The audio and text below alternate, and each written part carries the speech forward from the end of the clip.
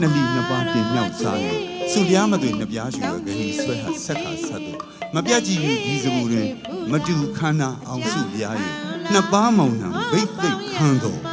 အောင်တန်ရုပ်ခတ်ရမြန်းနက်ခတ်ရှိမီဟိုတယ်လော်တီ၍နှစ်ကိုယ်ဤသစ္စာရစ်ပတ်မြစ်တာချစ်ပန်းတူစင်မြန်းသည်စုလျားရစ်ပတ်ရေသွန်းလက်ထံမင်းမှာပွဲကြီးလို့ဖြစ်ပါခမရ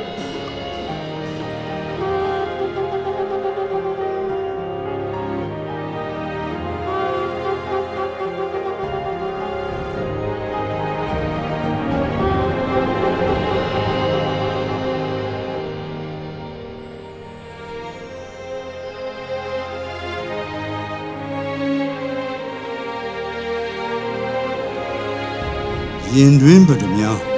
ပုဒ္ဒသားသည်ထင်ရှားမြန်ပညာစီမိတုံရွှေလောင်းကျွန်းစုတောင်းဝယ်ခါညောင်းကျက်သည်ဇုံတက်နေလား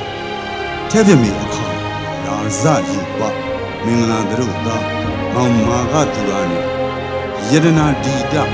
ချစ်မဝကညာနှစ်ဖြာညီတွေကတင်စင်လာတင့်လာဘေးဟံဘက်မြန်6တန်နဲ့ရောက်ငါလာတော့အလိမ္မာအမြင့်ရုပ်ရည်ထူးဖြင့်ကြော့မှုနတ်ဆိုလောက်ပါ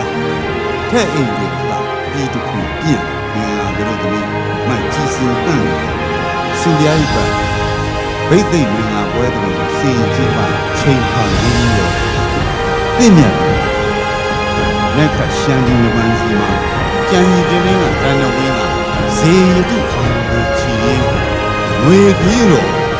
အောင်တန်ပေးတော်မူပါ